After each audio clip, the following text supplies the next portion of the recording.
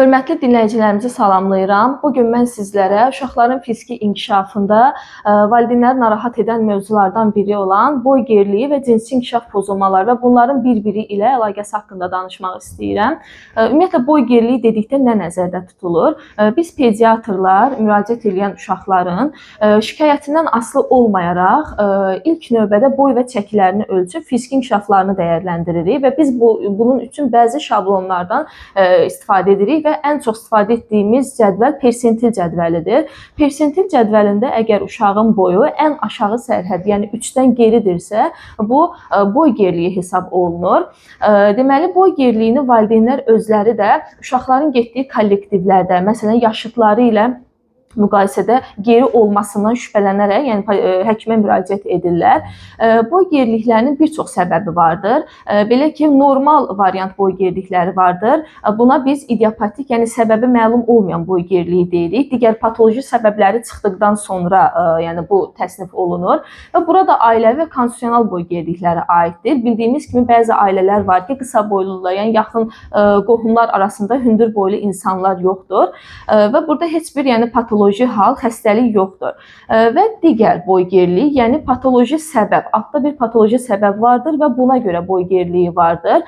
İlk növbədə burada boy hormonu əksikliyindən deməli söhbət gedir. Əgər boy hormonu əksikdirsə, uşaqlarda boy inkişafı ləngiyəcəkdir və yaxud da hipofiz hipotalamus vəzində, yəni belə deyək, baş beyində bəzi orqanik inkişaf qüsurları olarsa, bu da boy geriliklərinə səbəb olur. El arasında zov adlandırdığımız qalxana bənzər vəzin də xəstəlikləri boy geriliklərinə gətirib çıxardır.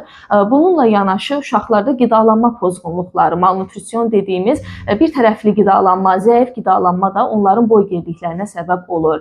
Bununla yanaşı orqanizmdə xroniki bir xəstəlik varsa, bu da uşaqların boylarının ləngiməsinə gətirib çıxarır. Cinsi inkişaf pozulmaları, bu da uşaqların boy geriliyinin səbəblərindən biridir. Belə ki, uşaqlarda cinsi inkişafın qızlarda 8 yaşından erkən, oğlanlarda isə 9 yaşından erkən başlaması erkən cinsi inkişaf adlanır. Ümumiyyətlə, cinsi inkişafın ilkin əlaməti nədir? Qızlarda süd vəzlərinin böyüməyə başlaması, oğlanlarda isə xayaların həcminin 4 mildən artıq olması artıq cinsi inkişafın başladığını göstərir.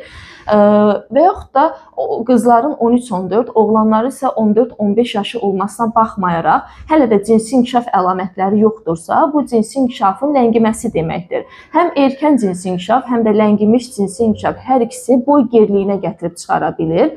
Və onu da qeyd edeyim ki, boy geriliyinin digər səbəbi də uşaqlarda sevgi əksikliyi, yəni ailələrdə uşaqlara qarşı şiddət və s. varsa, bu da onların fiziki inkişafına, boylarına ciddi təsir edən amillərdir. Və yaxud da bəzi sümük patologiyaları, displaziyaları vardır ki, bu da onların boy geriliklərinə gətirib çıxarır. Bəzi sindromlar vardır, Down sindromu, Turner sindromu və s. bunlar da boy geriliyinin səbəblərindən biridir. Deməli, boy geriliyinin müayinəsində biz uşaqların hədəf boyunu hesablayırıq. Hədəf boyu nə deməkdir? Valideynlərinin boyuna görə uşaqların gələcəkdə çata biləcəyi boydur.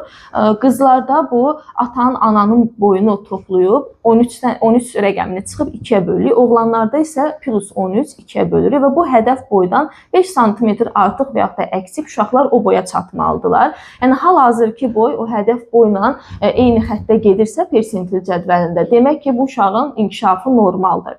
Və bir də uşaqların müəyyən yaş periodlarında illik artımlar da fərqli olur. Belə ki, uşaqlar 0 yaş, yəni yeni doğulma dövründən 1 yaşına qədər ildə 25 sm boy artımı olur. 1-2 yaş arasında ildə 10 sm boy artımı olur. 2-3-4 yaşlarında ildə 6-7 sm boy artımı olur. 4 yaşından pubertat dövrə qədər, yəni yeniyetmənin başlandığı dövrə qədər isə illik artım zəifləyir. 4.5, bəzən 5 sm boy artımı olur.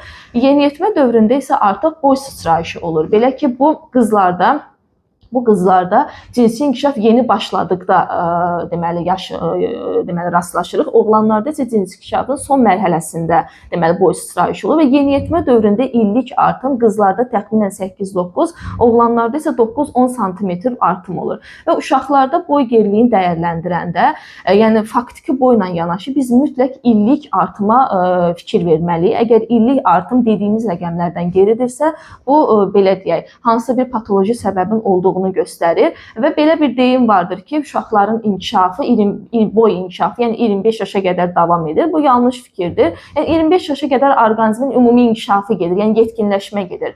Bu inkişafı isə daxili bioloji yaş, sümük yaşı ilə müəyyən olunur. Əgər sümük yaşı belə deyək, sol milgə oynağının rentgen müayinəsi ilə təyin olunur. Sümük yaşı qızlarda 14-15, oğlanlarda isə 15-16 yaşdırsa, artıq böyümə zonaları bağlanır. Bu isə cinsi inkişafın belə deyək, son mərhələlərinə təsadüf edir və artıq ondan sonra nə qədər yəni müalicə etsək də böyümə zonaları bağlanıbsa, heç bir nəticə əldə olunmur, boy artımı getmir. Ona görə də boy geriliyi varsa, vaxtında müraciət etmək lazımdır. Yəni sonradan artar deyə düşüncə onların gələcəkdə boylarının geri qalmasına səbəb olur.